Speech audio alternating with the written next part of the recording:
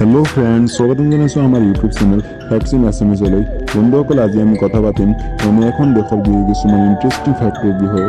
বন্ধুসকল, ভিডিঅ'টো আৰম্ভ কৰাৰ আগতে আপোনালোকক মনত পেলাই দিওঁ যে আপুনি যদি আমাৰ চেনেলত নতুনকৈ আহিছে তেন্তে আপুনি আমাৰ চেনেলখন সাবস্ক্ৰাইব কৰি ল'ব আৰু চেনেলৰ ওচৰত থকা ঘণ্টাখন টিপি অলপ ক্লিক কৰি দিব যাতে আমি ভিডিঅ' আপলোড কৰাৰ লগে লগে নোটিফিকেশ্যন চবতকৈ আগত পাই যায়।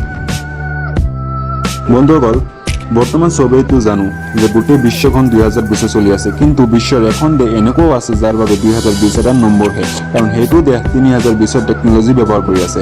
আপুনি সঁচাই শুনিছে, আৰু সেইখন দেশ হ'ল জাপান। এনেকুৱা এটা দেশ যি দেশ বহুত সৰু, যিখন দেশ এতিয়ালৈকে বহুত ডাঙৰ ডাঙৰ কাম কৰিছে, কিন্তু প্ৰব্লেম এইটো দেশৰ ওপৰতো কম অহা নাছিল, আৰু হয়তো দ্বিতীয় বিশ্বযুদ্ধত সবতকৈ বেছি এইটো দেশৰ ক্ষতি হৈছিল। কিন্তু তাৰ মানুহবিলাক সেইবিলাক মানুহৰ দৰে নাছিল যিবিলাক মানুহ কমপ্লেইন কৰি থাকে, কিন্তু জাপানৰ মানুহ কমপ্লেইন কৰা নাছিল। সিহঁতে বহুত কষ্ট কৰি দেশখনক আগৰ দৰে দেশখনক থিয় কৰাইছিল। গতিকে বন্ধুসকল, মোবাইলৰ চাউণ্ডটো অলপ বঢ়াই লওক, কিয়নো মই আজি আপোনালোকক ক'বলৈ গৈ আছোঁ জাপানৰ বিষয়ে কিছুমান এনেকুৱা ইণ্টাৰেষ্টিং ফেক্টছৰ বিষয়ে যিবিলাক চাগে আপুনি আগতেও শুনা নাই। বন্ধুসকল, জাপানৰ মানুহ আমাৰ দেশৰ দৰে বহুত মৰমীয়াল হয়, কিন্তু এটা এনেকুৱা অভ্যাস, সেইটো বস্তু আমাৰ দুয়োখন দেশতে মিল খায়। আপুনি জাপানত কাৰোবাৰ ঘৰত গ'লে বাহিৰতে জোতা চেণ্ডেল খুলি কেনে ঘৰত সোমাব লাগিব। জাপানৰ মানুহৰ মতে জোতা পিন্ধি ঘৰৰ ভিতৰত যোৱাটো বহুত বেয়া অভ্যাস। বন্ধুসকল, জাপানৰ মানুহ কাৰোবাৰ লগত লগ কৰিলে এজনে আনজনক মূৰ তল কৰি এজনে আনজনক সন্মান কৰে আৰু গুড উইশেছ দিয়ে। যদিও আমাৰ দেশতো এনে অভ্যাস আছে, কিন্তু আমাৰ দেশৰ 10% মানুহেহে এই অভ্যাস পালন কৰে। বন্ধুসকল, আপুনি যদি জাপানত কোনো হোটেলত খাব যায় তেন্তে টিপ দিয়াৰ কোনো প্ৰয়োজন নাই, আৰু সিহঁতে টিপো নলয়। ইয়াৰ এটা ক্লিয়াৰ ফাণ্ডা আছে, যিটো আপুনি ৰেষ্টুৰেণ্টত কোনো খাদ্য খাইছে, আপোনাক ছাৰ্ভিচ দিয়া হৈছে আৰু আপুনি ছাৰ্ভিচৰ বাবে বিল দিছে। আপুনি যদি জাপানত কাৰোবাৰ ঘৰত যায় আৰু উপহাৰ ল'ব বিচাৰে তেন্তে তাৰ বাবে ফুল ল'ব নালাগে, কাৰণ ইয়াত গিফ্ট হিচাপে মানুহে খাদ্যহে লয়। কাৰণ জাপানৰ মানুহ বেলেগ বেলেগ খাদ্য খোৱাৰ বাবে ইণ্টাৰেষ্ট হয়, আৰু জাপানৰ মানুহ এজনে আনজনৰ কাৰণে খাদ্যহে লৈ যায়।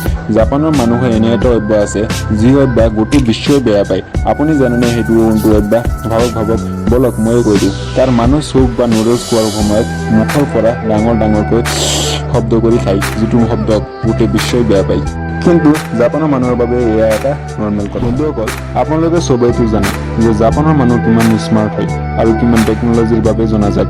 আমি ইয়াৰ যিবিলাক টেক্সি পাব, সেইবিলাক টেক্সি বিশ্বৰ কোনো দেশৰ লগত মিল নাখায়। সেইবিলাক টেক্সি এনেকুৱা হয় যাত দৰ্জা মাৰিব নালাগে, কাৰণ ইয়াতে গাড়ীটোৰ বিলাক অট'মেটিক হয় আৰু নিজেই লাগি যায়। কি আপুনি আচৰিত হোৱা নাই নেকি মোৰ দৰে? জাপানৰ মানুহৰ বাবে বিজনেছ বহুত প্ৰয়োজনীয় হয়, আৰু ইয়াক বৃদ্ধি কৰিবৰ বাবে এওঁলোকে বহুত পৰিশ্ৰমো কৰে। আপোনাক কৈ দিওঁ যে জাপানৰ মানুহ যেতিয়া এজনে আন এজনক লগ কৰে তেতিয়া এজনে আনজনক বিজনেছ কাৰ্ড দিয়ে। যদি আপুনি বিজনেছ কাৰ্ড কাৰোবাক দিয়ে, সেইটো আপোনাৰ বাবে এটা বিজনেছ নেটৱৰ্কৰ কাম কৰিব পাৰে। গতিকে আপুনিও কাৰোবাক লগ পালে বিজনেছ কাৰ্ড দিব পাৰে। আপুনি জানেনে চেফছ ষ্টিকৰ জৰিয়তে খাদ্য কেনেকৈ খোৱা হয়? আপুনি শিকিব খুজিলে জাপানৰ মানুহৰ পৰা শিকিব পাৰে। জাপানত সকলো খাদ্য চেফ ষ্টিকৰ জৰিয়তে খোৱা হয়। আপুনি যদি সিহঁতৰ লগত খাদ্য খায় আৰু খোৱাৰ সময়ত আপোনাৰ যদি খাদ্য খোৱাটো ভুল হয়, তেতিয়াহ'লে আপোনাৰ ইনচাল্ট হোৱাটো নিশ্চিত। জাপানৰ মানুহবিলাকে চুইমিং পুলতো যায়, কিন্তু তাৰ চুইমিং স্যুট পিন্ধাৰ অনুমতি নাই। জাপানত ৰাস্তাৰে গ'লে কেতিয়াও ফাষ্ট ফুড অথবা ফোনৰ জৰিয়তে কথা পাতি নাথাকে, আৰু এইটো নিয়ম চৰকাৰে বনোৱা নাই। এইটো নিয়ম জাপানৰ মানুহবিলাকে বনাইছে, আৰু জাপানৰ মানুহবিলাকে এইটো নিয়ম পালন কৰে। আপুনি জানেনে জাপানী লোকৰ জনপ্ৰিয় খাদ্য কি? ইয়াৰ মানুহ কি খাবলৈ মানুহে ভাল পায়? ইয়াৰ সবাতকৈ জনপ্ৰিয় খাদ্য হ'ল সুশি। সুশিক চয়া চচৰ মাজত ডুবাই খায়। এই সুশি চপৰ ভিতৰত ওপৰ ফালে মাছ আৰু তলৰ ফালে ভাত থাকে, আৰু আপুনি গম পাই আচৰিত হ'ব যে সুশিক এনেকুৱাভাৱে ডুবাই খোৱা হয় যে মাছত চচটো লাগি যায়, কিন্তু ভাতত চচ টাচো কৰিব নোৱাৰে। ইয়াকে কোৱা হয় পাৰফেকশ্যন।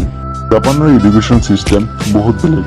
ইয়াত পঞ্চম শ্ৰেণীলৈ ছাত্ৰ ছাত্ৰীক পঢ়াৰ বাবে কোনো প্ৰেছাৰ দিয়া নহয়। ছাত্ৰ ছাত্ৰীক এনেকুৱাভাৱে শিকোৱা হয় যে ছাত্ৰ ছাত্ৰীৰ লিখা পঢ়াত আকৰ্ষণীয় হয়, আৰু সেইবাবেই জাপানৰ পৰা বহুত ডাঙৰ ৰাইটাৰ ওলাই আহে। আপুনি জানেনে জাপানত বেলেগ দেশৰ পৰা মানুহ যিমান বছৰ নাথাকে কিয়, কিন্তু জাপানৰ বেলেগ দেশৰ মানুহক কেতিয়াও চিটিজেনশ্বিপ নিদিয়ে, কাৰণ চৰকাৰৰ এটা ক্লিয়াৰ ফাণ্ডা আছে। যিসকল সন্তান জাপানত জন্মগ্ৰহণ কৰে আৰু পেৰেণ্টছ জাপানিজ হয়, সিহঁতকে চিটিজেনশ্বিপ দিয়া হয়। বেলেগ মানুহৰ ইয়াৰ কোনো অধিকাৰ নাথাকে। আপুনি জানেনে জাপানী মানুহ কিমান বছৰ জীয়াই থাকে? মই কৈ দিওঁ, ইয়াৰ মানুহ বিশ্বৰ সবাতকৈ বেছি দিন জীয়াই থাকে।